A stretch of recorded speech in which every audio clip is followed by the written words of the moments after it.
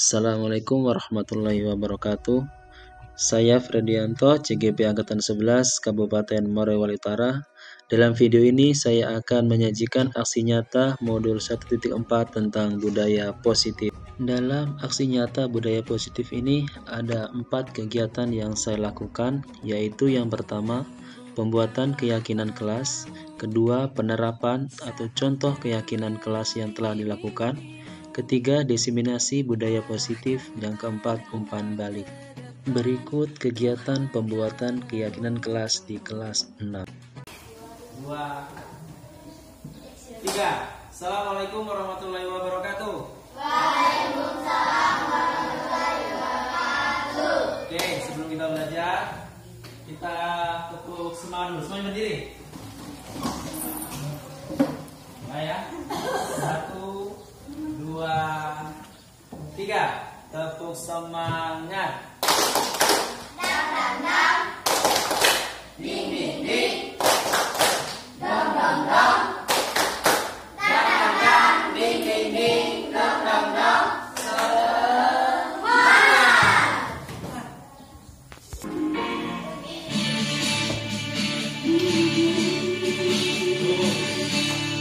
Wait, apa boleh? Apa boleh?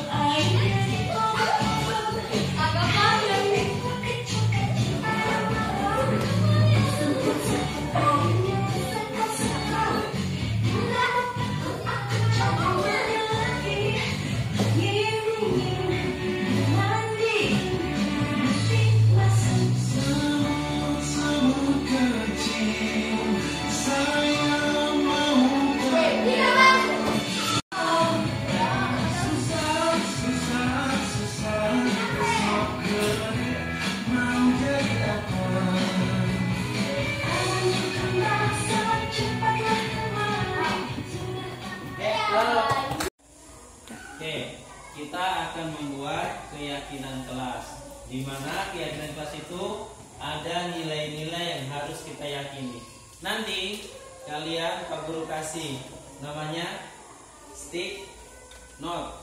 Masing-masing anak membuat satu peraturan yang menurutmu itu bagus untuk kelas kita. Bisa?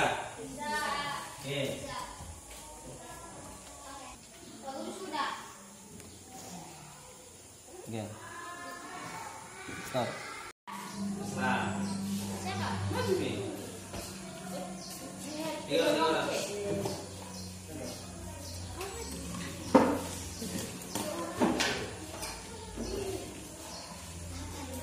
Tiga. Satu lagi sini. Saya.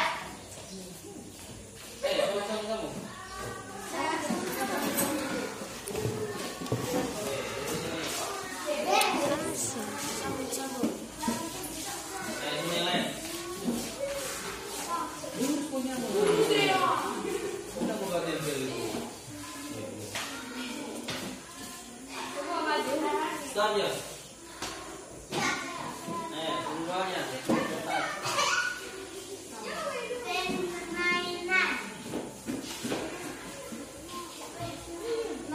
Bebek. Satu lagi. Ini juga aku pelajaran. Kata.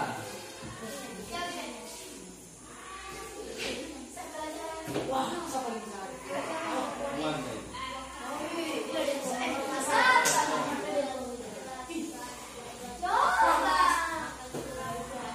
Habis.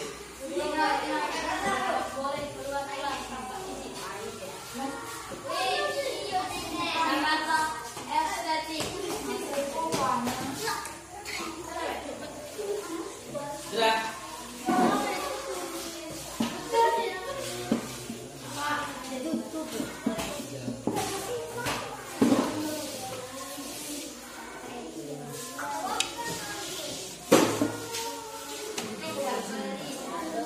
Pasang lama.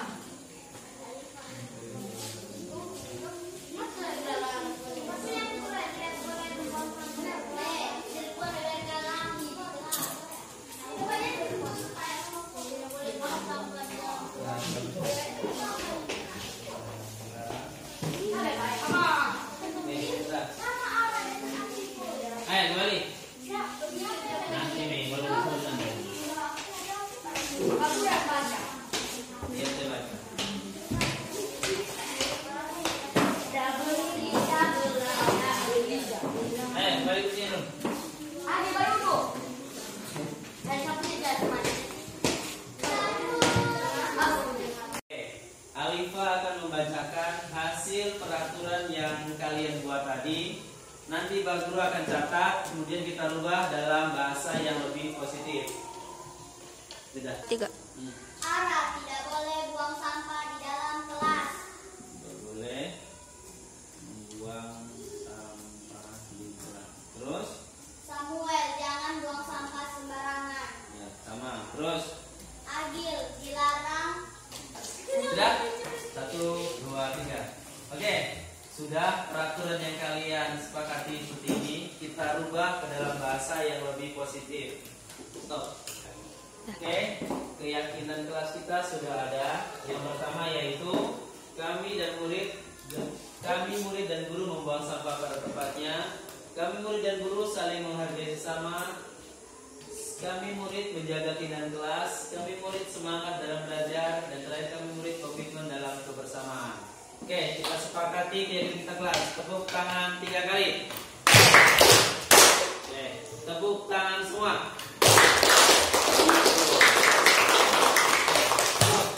Berikut hasil keyakinan kelas yang telah disepakati, yaitu 1. Kami murid dan guru saling menghargai sesama. 2. Kami murid menjaga kebersihan dan keindahan kelas. 3. Kami murid komitmen dalam pembelajaran. 4. Kami murid berpenampilan yang rapi. 5. Kami murid hadir tepat waktu. Berikut contoh-contoh penerapan keyakinan kelas. Guru, saya izin mau buang air kecil. Nah,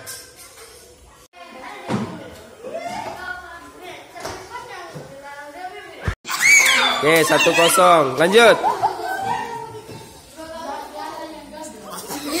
3.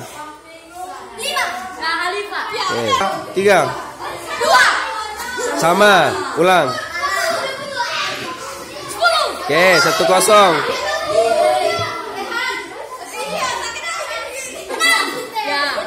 1 sama. Terakhir.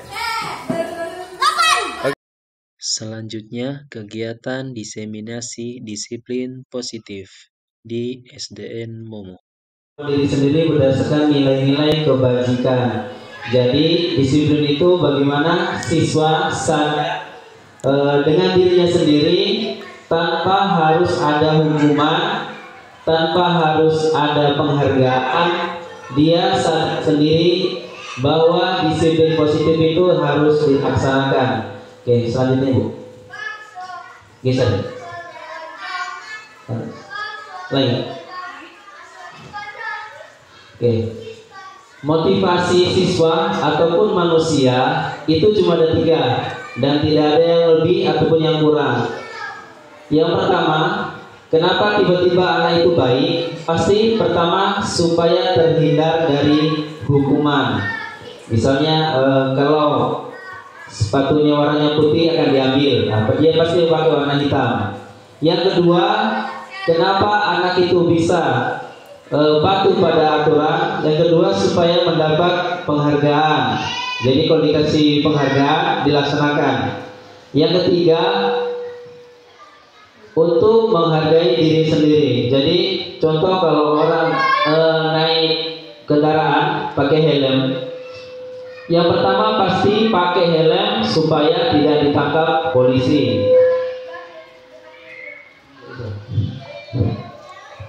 Yang kedua, supaya dia mendapat penghargaan. Yang ketiga, menghargai diri sendiri. Contohnya tadi itu kalau dia pakai helm, walaupun ada polisi ataupun tidak ada polisi, tetap dia pakai karena demi keselamatannya. Jadi itu yang diharapkan nanti siswa, supaya tanpa ada hukuman, tanpa ada penghargaan, anak itu termotivasi sendiri. Itu yang diharapkan.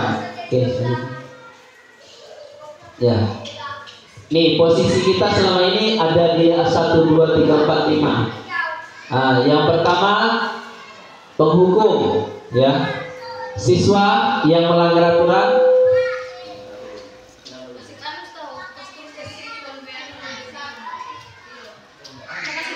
terbang dia. Balik kemana? Penghukum itu apa yang anak langgar, kita hukum tidak sesuai dengan apa yang yang dilakukan. Contoh, anak datang terlambat dihukum membersihkan kamar mandi. Ada hubungannya nggak itu? Ayo, ada nggak hubungan antara hukuman dengan pelanggaran? Nah, itu yang paling sering kita lakukan. Jadi bedakan antara penghukum sama konsekuensi. Konsekuensi itu ada kaitan antara yang dilanggar sama apa yang dilaksanakan itu anak untuk memperbaiki kesalahannya. Anak datang lambat cuci kamar mandi, anak datang lambat berdiri di bendera. Itu gak ada hubungannya dengan langgar yang dilanggar. Jadi kalau bisa, contoh, anak menumpahkan air di ruang, dia yang bersihkan. Nah, jadi ada hubungan antara apa yang dilakukan dengan konsekuensinya itu. Anak apa lagi ya? Contoh, anak apa? Coba satu tugasnya apa? Buang sampah sembarangan, disuruh lalui ke lapangan 3 kali. Nah, itu namanya penghukum. Nggak ada hukuman antara yang dilakukan dengan yang dilaksanakan. Harusnya kalau dibuang sembarang boleh mengambil sampah lebih dari yang dibuang tadi. Itu salah satu konsekuensi yang sesuai. Jadi ada akibat dan sebab yang dilakukan. Kedua, membuat merasa bersalah. Contoh, anak datang lambat terus, kita bilang,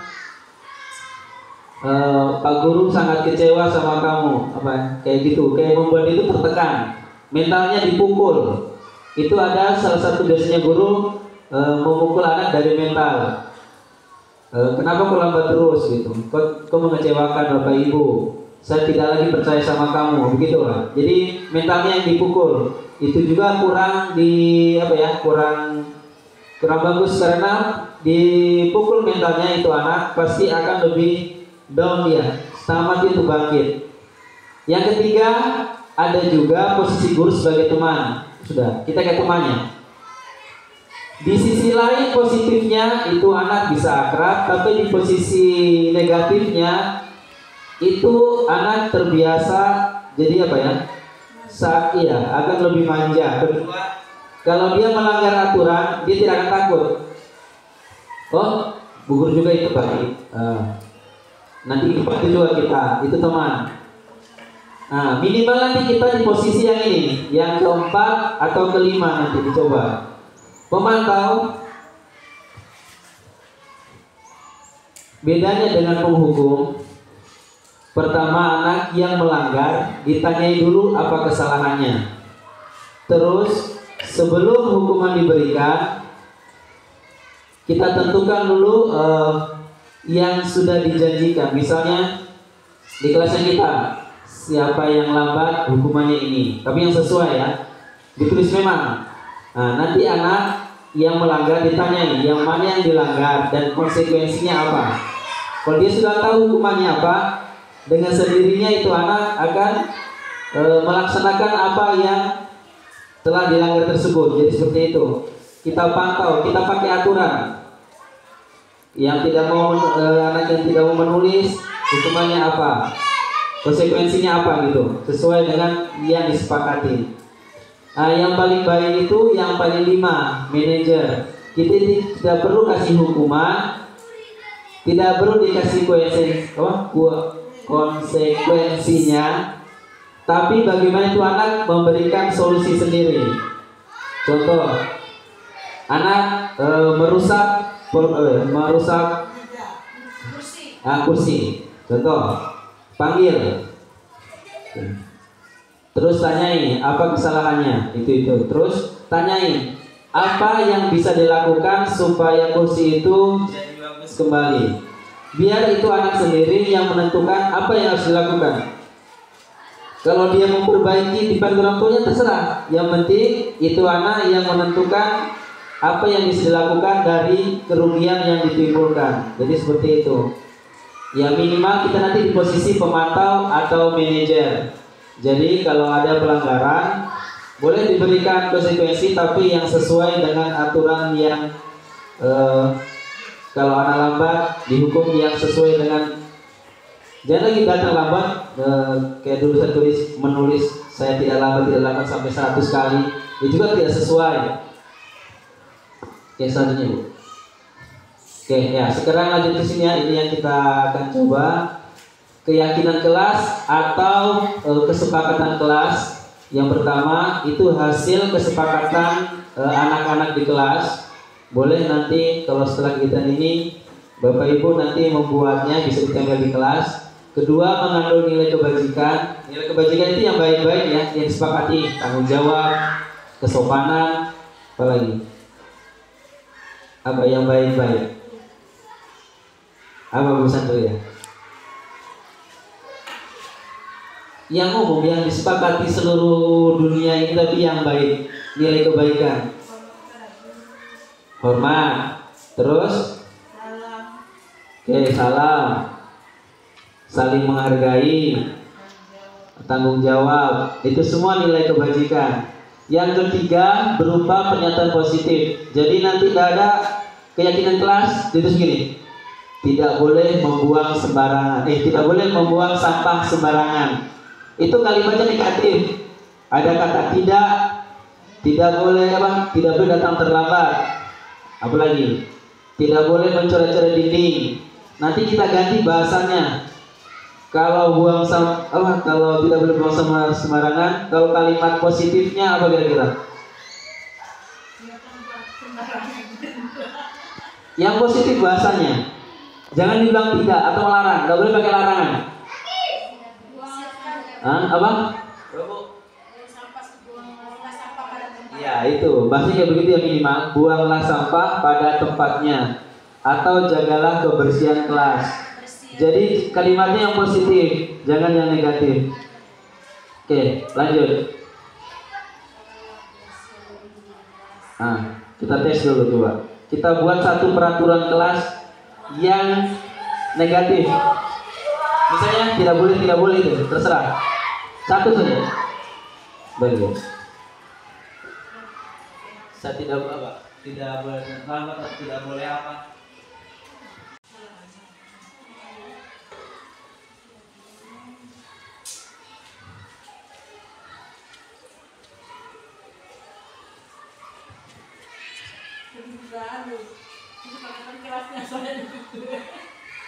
Nanti kamu ini dari kelas itu. Iya, sampai. Buat kita aja, yang penting sepakat. Dia cuma 5. Nah, sekolah yang baru, yang Mbak. Jangan pakai tidak nanti. Nanti. Kalau pertama peraturannya pakai tidak apa. Kamu lagi makan nasi dulu. Ayo Mas Ita. Saya betul. 2.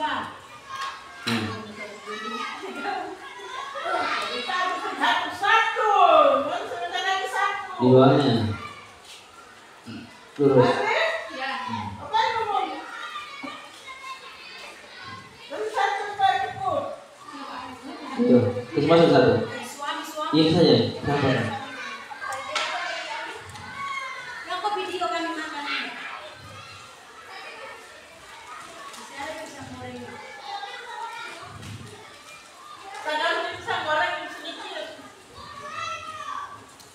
Sudah?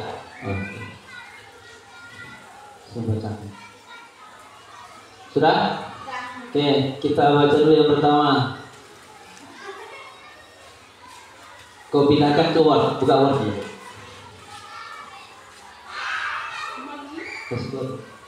Tuliskan ya. Tidak boleh membuang sampah sembarangan.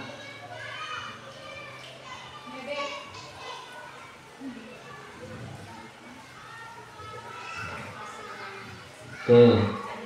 Yang kedua, tidak boleh bermain saat belajar.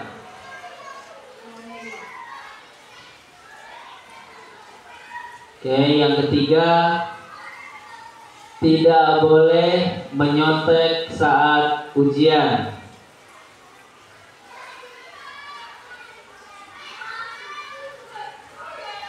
Ini bermain sudah tidak boleh di luar kelas. Tidak boleh di luar kelas sebelum istirahat. Sering. Kelas 1 lagi ini. Tidak boleh mencoret dinding. Sama. Sudah ya? Oke.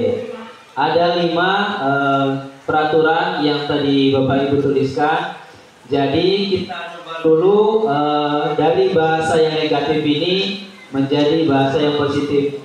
Kasih di bawahnya Bu. Jagalah kebersihan. Kita bicara dulu over ke sana. Ayo, siap. 1, 2, 3. Jagalah kebersihan kelas. Jagalah kebersihan kelas.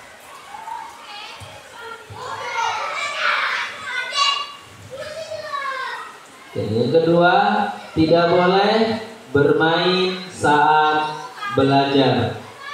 Ayo, bahasa positifnya dari tidak boleh bermain saat belajar.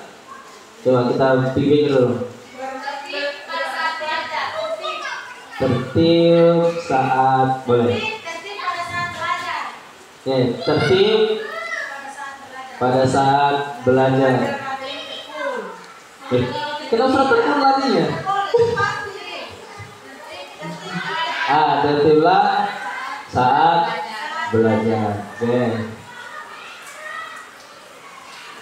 Yang ketiga, tidak boleh menyontek saat ujian.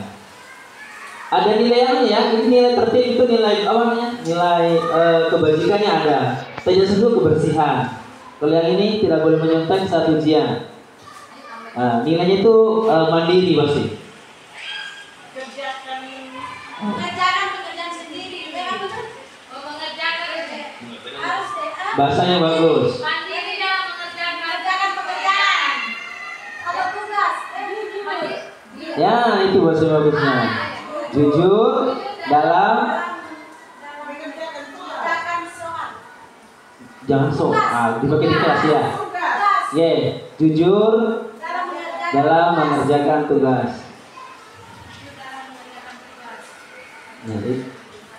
Nah, gitu bahasa bagusnya. Terus yang keempat, Disiplin. tidak boleh keluar kelas sebelum istirahat. Disiplin dalam Apa? Disiplin apa? dalam waktu. Kalau waktu tentang orang terlambat. Apa?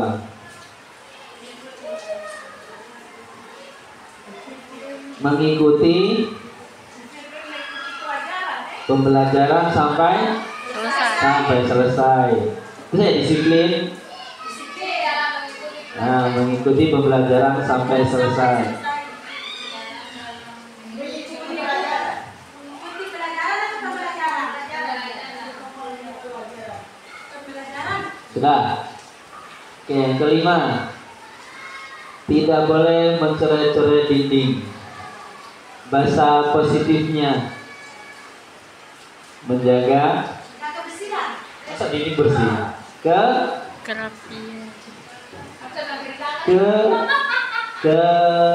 Keindahan keindahan kelas. Begitu. Keindahan ruangan kelas.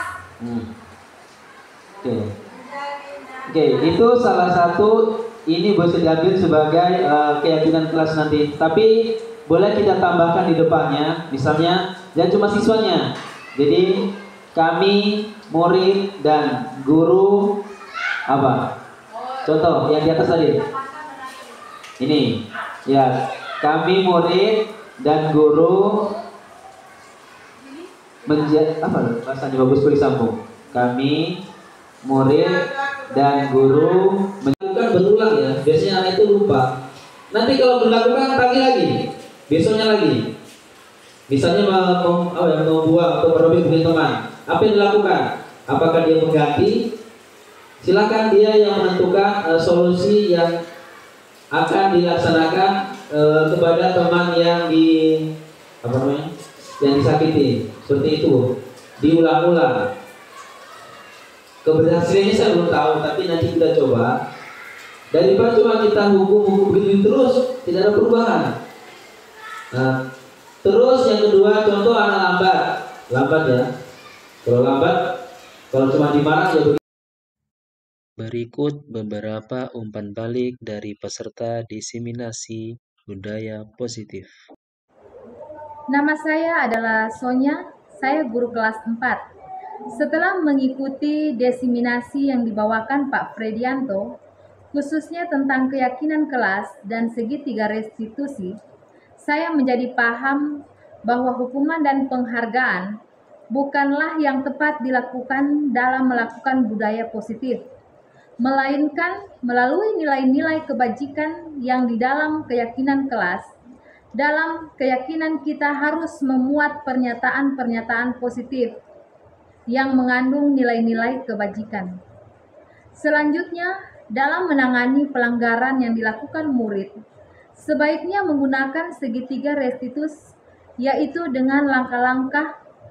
Pertama, stabilkan identitas, validasi tindakan yang salah dan menanyakan keyakinan, sehingga murid menyadari kesalahan secara mandiri dan komitmen menjalankan solusi yang telah disepakati. Terima kasih. Nama saya Yura, saya guru kelas 5. Setelah mengikuti diseminasi yang dibacakan Pak Fredianto tentang budaya positif, yaitu bagaimana menyusun keyakinan kelas yang benar. Selama ini saya membuat keyakinan kelas dengan kalimat-kalimat negatif, seperti jangan membuat sampah sembarang. Ternyata kalimat tersebut kurang tepat. Sebaiknya saya menggunakan pertanyaan-pertanyaan positif yang mengandung nilai-nilai kebajikan, yaitu buanglah sampah pada tempatnya. Kami murid dan guru menjaga kebersihan kelas, sehingga lebih menunjukkan sikap, tanggung jawab, dan komitmen murid. Kemudian saya paham cara memberikan hukum dan pelanggaran yang dilakukan murid. Hal keliru sebaiknya kita lakukan dengan segitiga restitusi, yaitu dengan langkah pertama, stabilkan identitas, validasi tindakan yang salah, dan menanyakan keyakinan. Terima kasih. Demikianlah aksi nyata dari saya, mudah-mudahan lebih bermanfaat untuk kita semua. Salam guru penggerak, tergerak, bergerak, dan menggerakkan.